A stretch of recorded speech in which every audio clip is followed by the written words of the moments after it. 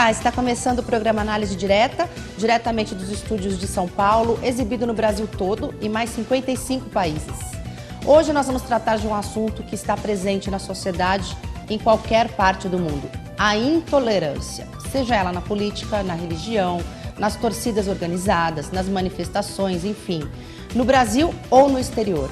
Quem está aqui hoje é o sociólogo e historiador, pesquisador sobre o período entre guerras e os movimentos políticos espiritualistas, Davi Vega. Tudo bom? Tudo bem, muito obrigado pela oportunidade. Muito bem-vindo. Eu que agradeço. Davi, eu queria começar falando sobre o momento político, né, que a gente está passando aqui no Brasil, porque a gente pode dizer, né, que há uma intolerância muito grande, uma intolerância política. Quando a gente fala em intolerância, eu sempre vinha na minha cabeça outros tipos de intolerância, né? Intolerância religiosa, racial, enfim. Agora, a política aqui no Brasil fazia tempo que não existia, né? Eu acho que está tendo um resgate no Brasil, né, de períodos que já passamos, né, e que, afortunadamente, eu acredito que não tem mais uma possibilidade, a conjuntura do país atual e do mundo também, né, não permite, não cabe mais certos moldes, certos governos que nós tivemos, que nós podemos considerar governos autoritários, né. Com certeza a população brasileira hoje ela está bipolarizada, né, um lado que vem resgatando valores considerados o que a gente chama em filosofia política, de valores de um Estado menor, valores que um campo da direita geralmente cultua, e uma esquerda institucionalizada no Brasil, que já tem uma atuação muito grande até no meio acadêmico, depois vou chegar para falar na ideia de intolerância no meio acadêmico também, que está se organizando ou formando essa oposição. Então a gente está vivendo num país onde a política está sendo vista como um binômio, né? Aqueles que vestem, por exemplo, verde e amarelo e os que vestem vermelho, né? Como se fôssemos cada um de um país, né? Isso. Como se não fosse todo mundo brasileiro. Parece que a gente, é o que eu sinto, pelo menos, assim, uma divisão muito grande, né? E essa polarização ela começou a acontecer já a partir das jornadas de junho de 2013, quando primeiramente quem tomou as ruas foi o movimento Passe Livre, que era um movimento que levantavam bandeiras consideradas bandeiras de esquerda, vamos dizer assim, né? Algumas até que negavam o Estado, anarquistas, que não se via desde 1905 com as greves operárias que teve aqui em São Paulo, enfim, e de 1917 também.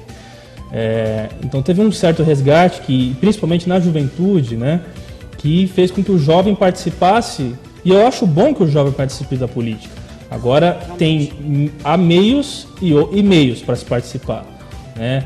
Eu considero, por exemplo, que a intolerância ela é presente no discurso, tanto de um lado quanto do outro, mas a intolerância ela é também, principalmente, na questão das atitudes. Então você pode encontrar um sujeito até que tem um discurso totalizante, um discurso que defende as ideologias de destino manifesto, vamos dizer assim, ou utopias, mas na prática ele pode ser ter atitudes democráticas quanto atitudes autoritárias, né? Então nós estamos vivendo num período que uma parcela da população está se polarizando contra a outra, né? E algumas bandeiras, algumas barricadas sempre tiveram um movimento ao longo desses 30 anos, pelo menos, de dividir a sociedade entre nós e eles. Então, por exemplo, é como se um lado desse jogo político fosse abençoado pela verdade, por tudo aquilo que corresponde a uma luz, né? A um iluminismo, vamos dizer assim, e o outro lado está no obscurantismo. Essa atitude acontece tanto de um lado quanto do outro, tanto da direita, que julga a esquerda, qualquer social-democrata como comunista, qualquer social-democrata como defensor de Cuba ou de ditaduras latino-americanas, assim como uma esquerda que fala que qualquer direitista é fascista ou qualquer coisa assim. Então, essa é uma das maiores preocupações que eu tenho, porque o debate político ele tá se perdendo, né? A democracia ela é um sistema de pesos e contrapesos, com certeza. Mas eu até lembro de uma frase de um professor, né, que eu achei muito interessante, que eu li na internet, né, numa rede social, que ele postou lá e eu gostei bastante, que é assim: nós lutamos por direitos, né? E sabendo que nós vivemos numa sociedade, principalmente aqui no Brasil, onde uma boa parte da população não tem os mesmos acessos que a outra que pelo menos o meio ou o topo da pirâmide, vamos dizer assim. Então tem pessoas de cidadania parcial, uns têm mais direitos individuais do que outros. A gente pode chegar lá para discutir isso, porque isso é uma forma de intolerância também. Agora, ele postou assim, ele falou: nós queremos uma sociedade emancipada ou uma sociedade da vingança? A gente quer emancipar setores que lutam por direitos e inclusão, ou a gente quer pegar a bandeira dessas pessoas e substituir pela ordem atual e agir da mesma forma, né? Então, eu acho que essa tomada de consciência, que tanto um lado quanto o outro deveria estimular, que o meio acadêmico principalmente deveria estimular entre as pessoas que fazem parte dele, e os formadores de opinião, e os futuros jovens que serão políticos, professores, enfim, e que eu percebo que muitas vezes, por conta de militâncias ou por conta de ideologias políticas, eles acirram o conflito. A democracia é conflito, com certeza, mas o conflito ele tem que ter uma margem de respeitabilidade. Você tem que enxergar a humanidade no outro. Não adianta você ver o outro como um monstro, como um déspota, e você querer eliminar e até mesmo controlar o que ele pensa, não deixar ele falar, não deixar ele se manifestar. O outro tem que ser visto como um opositor, claro. Mas até na guerra você tem convenções de tratados. Você tem a Convenção de Genebra, você tem a Convenção de Viena. Até numa guerra você tem regras. E eu tenho percebido que, infelizmente, no Brasil atual, nós estamos perdendo um pouco dessas regras, do convívio. Poxa, você tem que escutar o outro lado. Se você quiser elaborar o seu senso crítico, você tem que escutar e saber o que aquele outro lado defende. Para você, em cima disso, moldar, inclusive até desarmar ou questionar esse lado e desarmar os argumentos dele. E sem extremismos, né? Sem extremismos. E as pessoas não estão ouvindo. Elas estão sendo intolerantes sem ouvir o outro lado. E isso eu acho que nem nos anos 30, né, durante as sociedades de massa, né, do comunismo, do fascismo, do nazismo, que eram intolerantes também, mas você tinha uma gama de intelectuais que procuravam escutar o outro lado. A gente está tendo... Tá revivendo uma intolerância que talvez, por ser em uma outra época, uma época pós-moderna, né, ela acaba tendo um peso maior e uma atenção maior, porque a sociedade mudou, né, e a sociedade não só brasileira, como a sociedade liberal, né, a sociedade ocidental, ela mudou, principalmente de 30 anos para cá. E esses atos de intolerância, eu acho que eles repercutem e tem uma aparição maior por conta da gente levantar bandeiras humanistas, levantar bandeiras do convívio social, bandeiras da igualdade social, mas na prática a gente não faz isso. Você acha que na época da ditadura a gente teve um período parecido com o que está acontecendo agora, de intolerância política? Com certeza, né? Na época da ditadura, eu considero que a democracia brasileira ela foi golpeada tanto à direita quanto à esquerda, né? Eu acho que na época da ditadura, assim como hoje teve uma grande polarização da sociedade, claro que teve, né? Mas também é ingenuidade a gente achar que alguns movimentos lutavam por democracia, assim como erroneamente muitas vezes em alguns meios são promovidos hoje em dia. Eu acho que o MDB, a OAB, os direitos, a sociedade civil, as diretas já, esses movimentos foram movimentos democráticos. Agora você pegar partidos que tinham uma sede em Moscou, por exemplo, na União Soviética, que queriam desestabilizar a ordem, e ao mesmo tempo uma direita que sempre foi árbitro no Brasil, né? Os militares sempre foram árbitros no Brasil. O primeiro golpe militar que teve no Brasil foi a nossa República, a gente não pode esquecer disso. Então, seja no movimento de 30, seja no Estado Novo, seja em 64, os militares também sempre deixaram alguns partidos na ilegalidade. Então, por exemplo, e até hoje você tem a denominação, por exemplo, comunista, ela se tornou em muitos meios, em muitos ambientes, uma denominação pejorativa. E eu acho isso um grande radicalismo. Assim como você chamar alguém de fascista, também se tornou um termo pejorativo. E aqui no Brasil, o que eu percebo agora é que, assim, agora que o presidente interino tomou posse, tá lá tudo, parece que os ânimos deram uma acalmada um pouquinho nas discussões, né?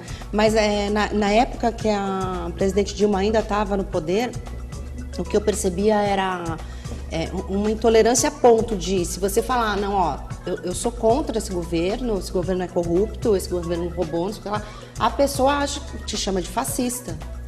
Assim, e não é isso. Assim. Né? E nem eu sou de direita e nem de esquerda, eu sou contra a corrupção.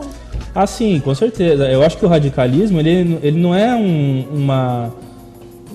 algo totalizante apenas de um lado. Ele está presente nos dois lados. E tanto um lado que levantava uma bandeira verde e amarela, que ofendia o outro lado de comunista, de vagabundo ou qualquer coisa assim, tanto quanto as bandeiras vermelhas, né, ou aqueles que estavam atrelados a sindicatos ou movimentos sociais, que diziam que o outro lado estava querendo um golpe, por exemplo. Eu acho que dá margem, claro, em política, nas humanas, tudo é subjetivo, tudo dá margem a diversas interpretações.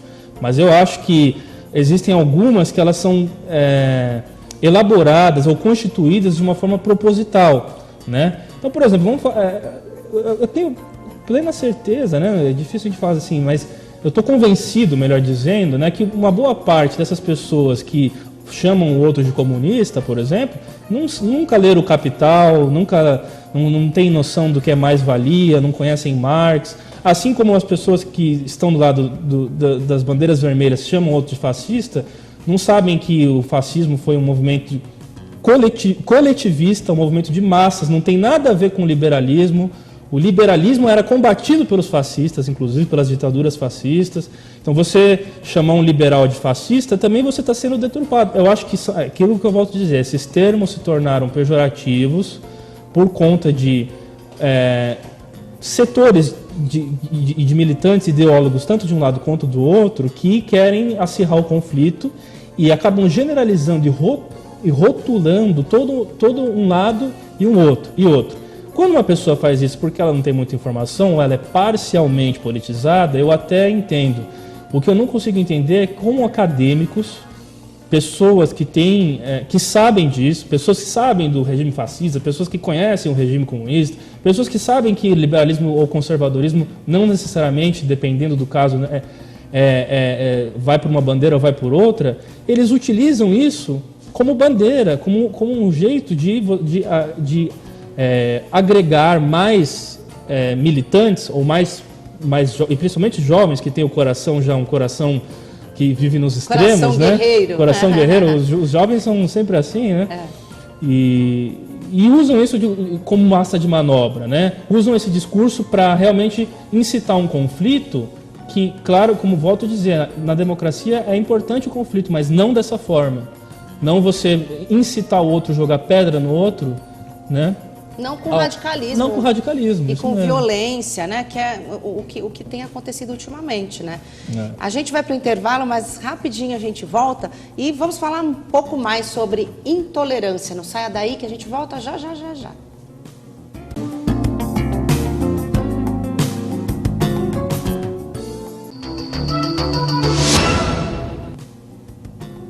Estamos de volta com o programa Análise Direta. Estou conversando hoje com o Davi Vega, que é sociólogo, historiador, pesquisador sobre o período entre guerras e os movimentos políticos espiritualistas. Isso mesmo. Você fez um estudo grande aí sobre intolerância, né? Eu queria que você falasse um pouquinho para mim sobre esse seu estudo. Com certeza. Bom, como todo jovem, né? Eu, na minha adolescência, participei de alguns movimentos, não necessariamente como militante ou como uma pessoa, o que eles chamam de bucha de canhão, né? Que são pessoas que reproduzem o discurso de um lado ou de outro a fim de fortalecer esse lado, né? Eu participei, eu acho que talvez já com uma veia de pesquisador, que na época, de certa maneira, foi o começo que eu já tinha, né? E conheci alguns grupos intolerantes, que são considerados intolerantes. Eu não vou dizer que todos atrelados a esses grupos são intolerantes, mas eles são considerados na mídia, principalmente, né, como são divulgados, grupos assim que não veem na sociedade da paz algo positivo. Eles acreditam que a sociedade da paz é uma sociedade artificial, então são beligerantes, são bélicos, né? Eles acreditam no estado de guerra de todos contra todos, assim como o Hobbes falava, né? Um estado onde você tem uma guerra permanente de todos contra todos, né? E conheci alguns movimentos, culturas, né? E movimentos atrelados a essas culturas, que são dos punks e dos skins, né? E pude conhecer um pouco mais do lado nacionalista, do lado anarquista também, que é um movimento muito pequeno, que tenta, de certa forma, aparecer e sobreviver no Brasil atual, porque ao longo da história o anarquismo ele foi praticamente aniquilado do Brasil, né? Vide o Estado Novo, a própria ditadura, enfim. E eu conheci jovens que estavam atrelados a esses movimentos, me rendeu um livro, escrevi um livro sobre esses movimentos, que chama Cadarços Brancos.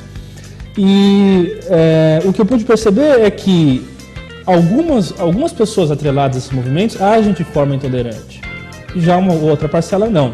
Mas os discursos, eles são discursos, sim, sempre promovendo o embate, o combate, né? Eles se consideram guerreiros. Principalmente os skinheads, né? Pelo que eu saiba, assim, eu não conheço a fundo nenhum dos dois grupos, mas os skinheads a gente ouve dizer muito, né? Em relação a intolerância de preferências sexuais. Com certeza. Os skinheads batem nos homossexuais. Uma parcela do movimento skinhead, vamos dizer assim, porque são vários subgrupos dentro dessa cultura. Uma parcela que eu diria que é aquela nacionalista extrema, né, xenófoba, ela é homofóbica. Existem os neonazistas, os considerados nacional-socialistas, que querem reviver um regime como o nazismo no Brasil, né? Uma coisa muito contraditória. Então a gente percebe que tem, sim, parcelas desse movimento que vão para ideologias e para discursos que são, de uma forma totalizante, são totalitários, né? Mas você encontra também uma parcela do movimento que luta por democracia, que preza por liberdade. Tem os Sharps, por exemplo, que são os skinheads contra o preconceito racial. Eles levantam bandeiras de igualdade. Enfim, eu acho que ao longo do tempo esse termo foi se transformando e ele acabou abrigando diferentes óticas, né? Diferentes vertentes, né? Ou diferentes perspectivas, né? Mas até como você tocou no assunto do histórico da intolerância, né? Eu acho que a gente pode dividir, pelo menos, eu acho que é o que esses dois grandes grupos, vamos dizer assim, né? Ou os movimentos atrelados a esses dois grandes polos, eles defendem, né? É que um lado tende a ver como se houvesse uma moral universal, né? Tem até um autor que chama Ashley Cooper, que ele lançou um termo chamado senso moral, né? Como se fosse um senso comum, mas é o senso moral. E isso seria universalizante, como se todos os povos tivessem uma moral inerte a eles. Isso vai muito de encontro com o que Rousseau falava do bom selvagem, que os homens nascem bons, mas a sociedade os torna maus, a civilização os torna maus, ou o Estado os torna maus, né? Eu, particularmente, não acredito nessa ideia. Eu acho que nós somos muito mais predadores do que qualquer outra coisa, né? E tem um outro lado que vê isso como uma falácia, né?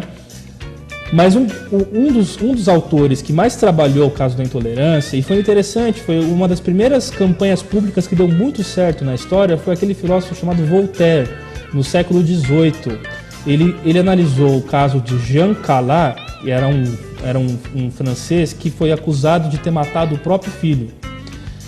Porque ele era católico e ele queria que o filho fosse católico, mas o filho dele queria ser protestante, queria seguir no protestantismo. Então o que aconteceu? Ele foi acusado de ter matado o próprio filho. Mas o Voltaire abraçou a causa e com isso ele provou, inclusive, a inocência, que o filho tinha se suicidado e não tinha sido assassinado. Então o que acontece? Nesse tratado sobre a intolerância do Voltaire, ele lança um histórico da intolerância desde o Império Romano, que chamava os povos conquistados de bárbaros, ou as outras óticas e perspectivas de bárbaras, né? Tinha aquela noção, eu sou civilizado e você é bárbaro. Ou o Antigo Testamento, né? que é o Antigo Testamento, que dava um poder total a um povo eleito, vamos dizer assim, e ele tinha direito de escravizar, ele tinha direito de ter a soberania sobre os outros povos, porque ele era escolhido por Deus. Então tem uma série de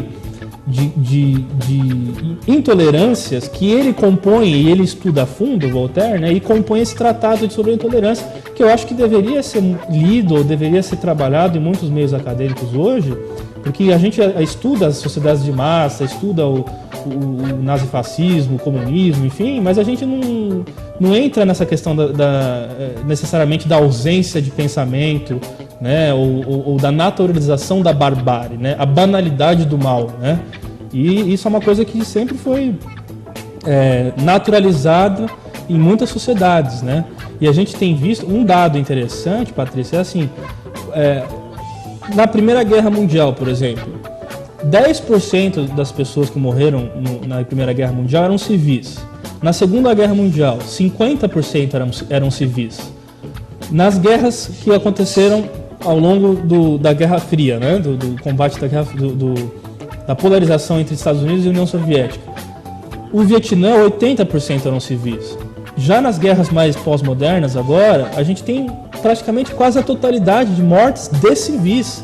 Ou seja, a guerra na Síria, a gente pode dar esse exemplo. A guerra na Síria, por exemplo, a maior parte das baixas que se tem são de civis. Civis, inclusive então, hospitais, né? Hospitais. Já a gente viu aí um hospital que foi bombardeado, é um absurdo isso.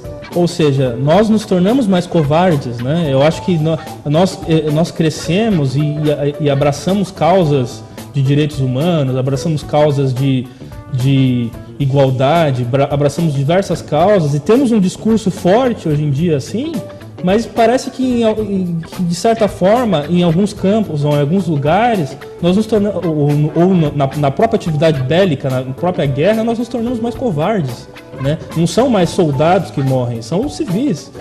E a guerra moderna trouxe isso, né? Então, o que está acontecendo, né? Isso é uma coisa que tem que se perguntar. E eu acho que tudo isso compõe a gama de intolerância, assim, né? Eu acho que é uma coisa que vale a gente lembrar, né? Parece que a intolerância, então, desde o princípio da humanidade, ela já existia. Ah, com certeza. A gente tem, por exemplo, para aqueles que acreditam, né, na evolução do homem, né, que acreditam na teoria da evolução, né, não da teoria criacionista, nós temos, por exemplo, o caso da última vertente dos homos, né, que são os Homo sapiens. Eles destruíram o homem de Neandertal. Eles viveram junto com o homem de Neandertal, mas nós, que somos Homo sapiens, diz, né, a história, uma parte de uma teoria que é muito cultivada, que nós dizimamos o homem de Neandertal, nós dizimamos o homem de Cro-Magnon.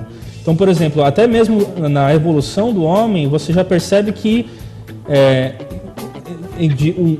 um ramo, uma ramificação dos hominídeos, né? Uma ramificação de hominídeo destruía outra ramificação de hominídeo, e você percebe que entre os Homo sapiens também você tinha uma terra que tinha um pouco mais de fertilidade para ser cultivada, e aí um grupo detinha aquela terra e um outro grupo ia lá para bater ou matar aquele grupo e tomar posse da terra ou da caça. Ou seja, aquilo que eu falo, o bom selvagem, eu acredito que é muito difícil eu acho que tem sim, nós nascemos bons, claro que sim, mas eu acho que isso tem que ser estimulado. Da mesma forma que nós temos uma parte da nossa Constituição altruísta, né? Nós somos altruístas, porque senão não estaríamos aqui, né? Precisamos viver em sociedades, embora o individualismo seja muito forte hoje. Esse altruísmo também, em contrapartida, bate de frente com um egoísmo, com um individualismo muito forte que sempre foi presente entre os homens, a começar por aqueles que detinham o poder e não querem largar o osso, né? Os reis, o absolutismo, né? Olha o que era o absolutismo ao longo da história, né? Tinham casamentos entre uma tribo, a filha do chefe de uma tribo com o filho do chefe da outra, para poder manter o poder e eles não perderem a gama de direitos ou a gama de acesso aos alimentos, ao conforto, a uma série. Ou seja, nós sempre fomos divididos em classes, sempre. E essa divisão em classes, ela gera uma intolerância tanto do favorecido em relação ao desfavorecido e do desfavorecido em relação ao favorecido. E é uma coisa que... complicado isso, né? É muito difícil, é difícil, os homens, o ser humano é muito difícil. É complicado, né? Demais. E não deveria ser tanto, né?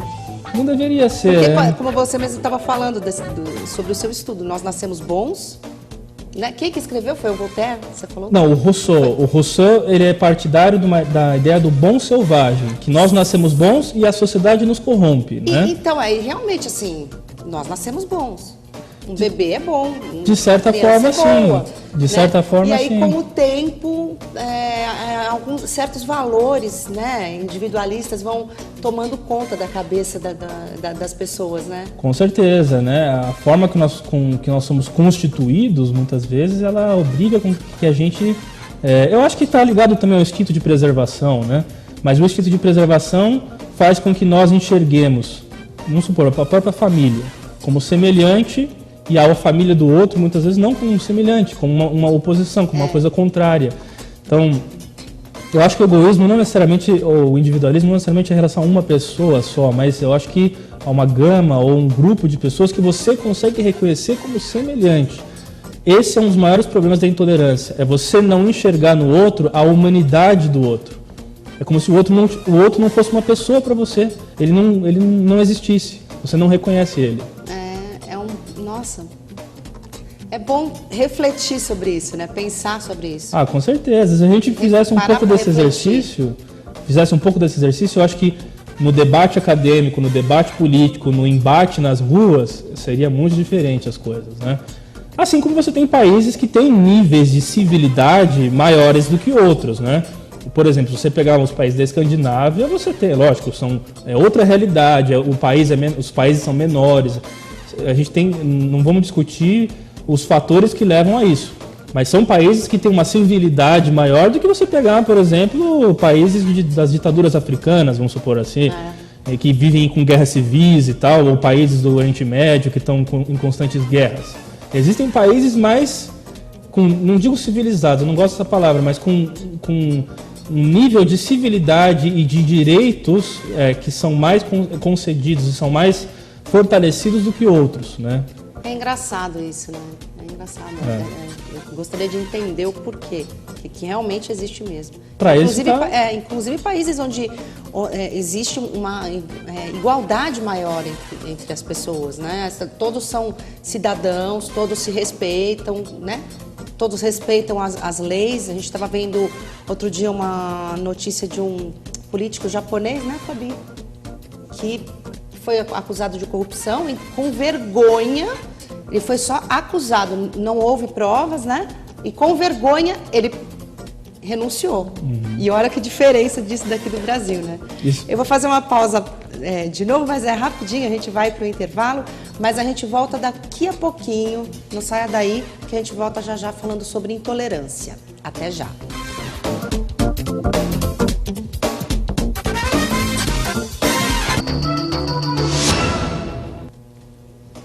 Estamos de volta com o programa Análise Direta. Hoje estamos falando sobre intolerância e o meu convidado de hoje é o Davi Vega, que é sociólogo, historiador, pesquisador, especializado, né, no tema intolerância, né?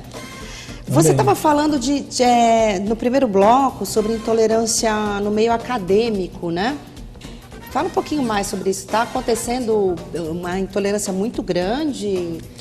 Assim, eu digo até um pouco por aquilo que eu pude observar na minha época de faculdade, né?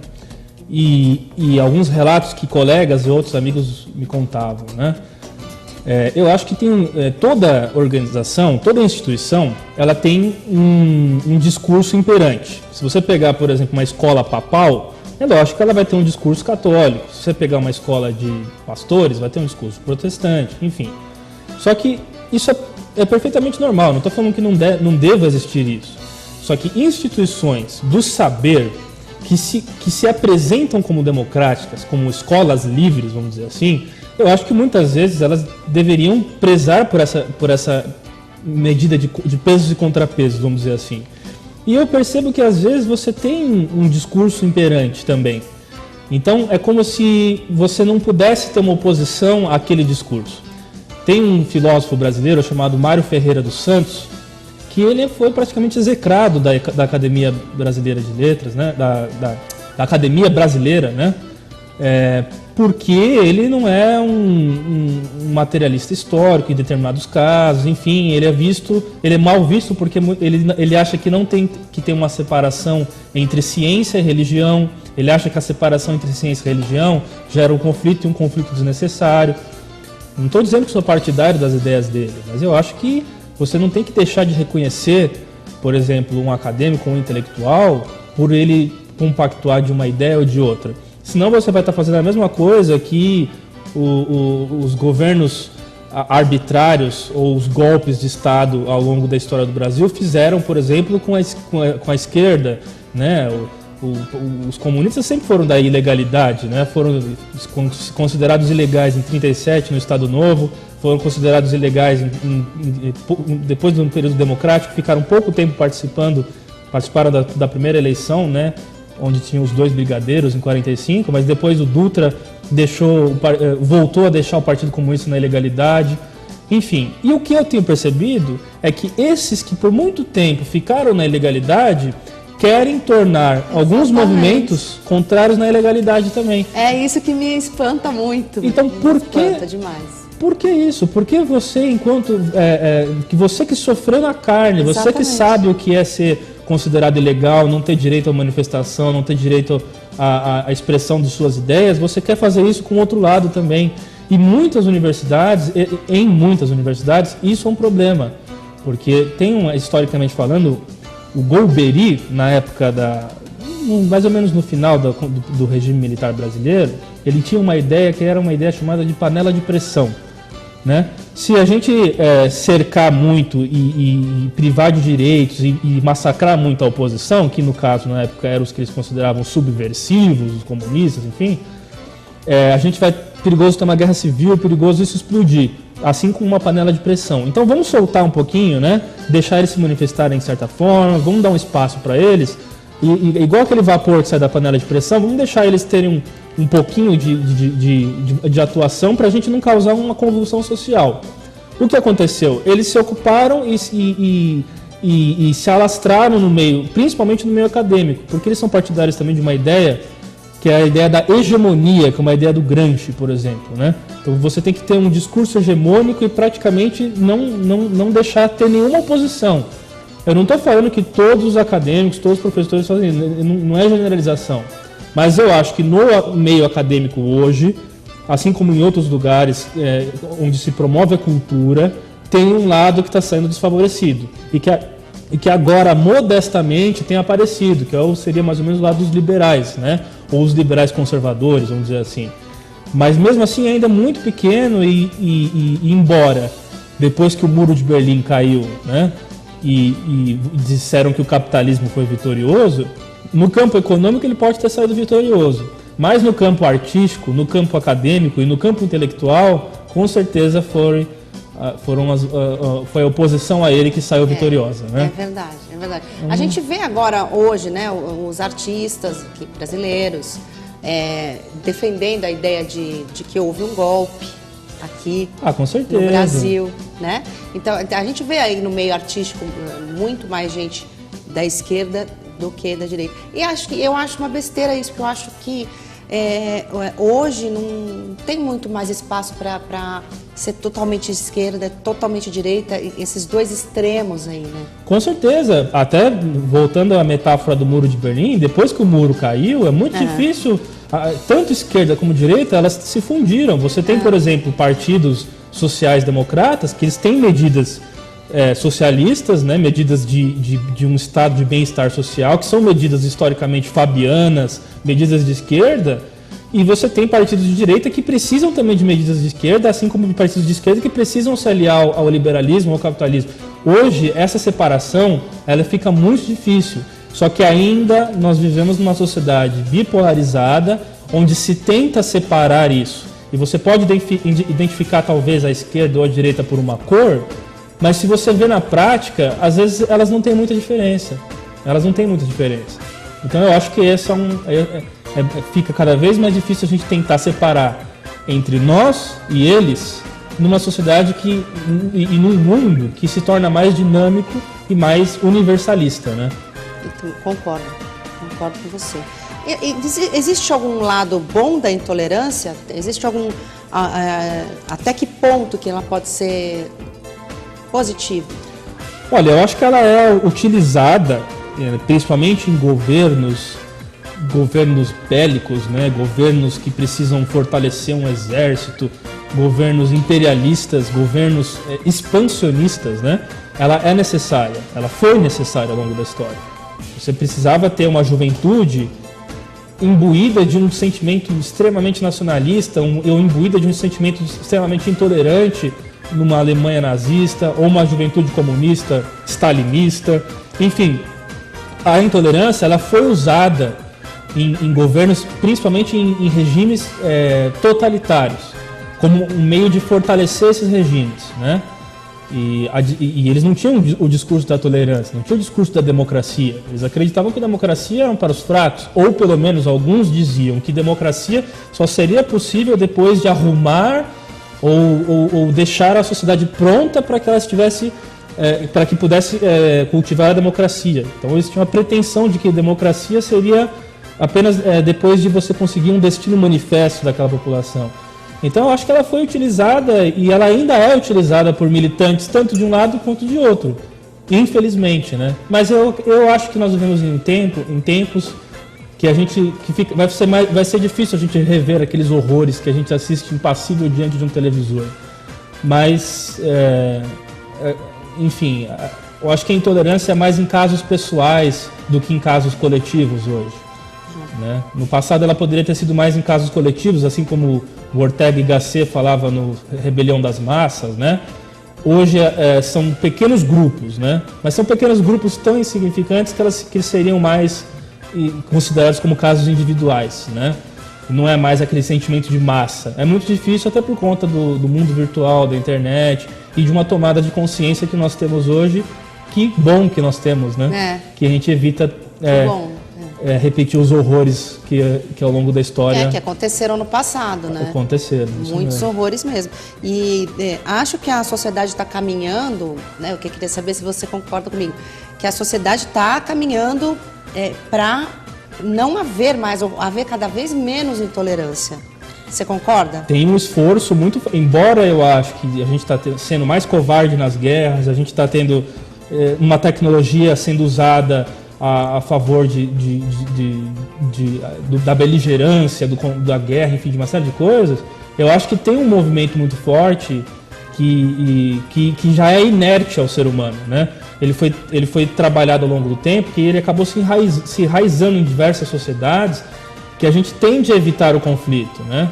Pelo menos no mundo ocidental, né? Pelo menos no mundo ocidental eu vejo isso. Eu vejo que nós tentamos evitar o conflito. Tem brigas por conta de bebida, em bar, na rua e tal, mas vai ser muito difícil você ver, talvez, eu espero, né, que seja difícil, pra gente rever aquelas cenas de multidões de pessoas uniformizadas pensando igual. Eu acho que isso vai ser uma coisa muito difícil. Embora alguns partidos e alguns movimentos queiram, né? Mas eu acho que vai ser muito difícil. Mas tomara que seja difícil mesmo, né? Para não acontecer massacres que aconteceram aí na nossa história. Que você não vê o judeu como um humano, você não vê um negro como humano, o cigano como humano, o homossexual como humano. Você tira a humanidade daqueles que pensam politicamente diferente de você. Quantas pessoas não foram levadas a clínicas psiquiátricas e tidas como doentes mentais só porque discordavam do governo, tanto na União Soviética quanto numa Alemanha nazista, enfim. Eu espero que essas coisas não voltem a acontecer, embora, eu voltando a dizer aqui, né, infelizmente, algumas pessoas inconsciente ou algumas conscientemente promovam isso. Vamos esperar mesmo que o mundo caminhe aí pro lado do bem, pro melhor lado. Assim esperamos, né? Adorei a entrevista, muito obrigada pela presença. Já está convidado a voltar para a gente falar mais, porque desse tema Com certeza, seria um prazer. A gente pode né? conversar aí horas, Eu né? agradeço muito a Tá oportunidade. convidadíssimo, tá? Obrigado, viu? Quer passar suas redes sociais pro pessoal que está em casa? Tiver alguma dúvida, quiser te perguntar alguma coisa? Com certeza, né? Se quiserem adquirir o livro do Cadarços Brancos, né? E também conversar comigo, fazer qualquer pergunta, tô aberto. Eu tenho uma fanpage no Facebook chamada Davi Vega, né? Tem o meu site que é www.davi.vega.com.br. Ali eu tenho crônicas, eu escrevo sobre outros assuntos também, não falo só sobre intolerância, enfim. E fique à vontade, meu e-mail é dvega10@hotmail.com e seria um prazer atender a demanda de vocês. Muito obrigado. Muito obrigada. Eu que agradeço. Obrigado, viu? E eu agradeço você que está em casa também. Não se esqueça, entre no facebook.com/programa Análise Direta e lá você pode assistir essa edição de novo, você pode assistir outras edições do programa e também nos mandar sugestões. Um beijo e até a próxima. Tchau.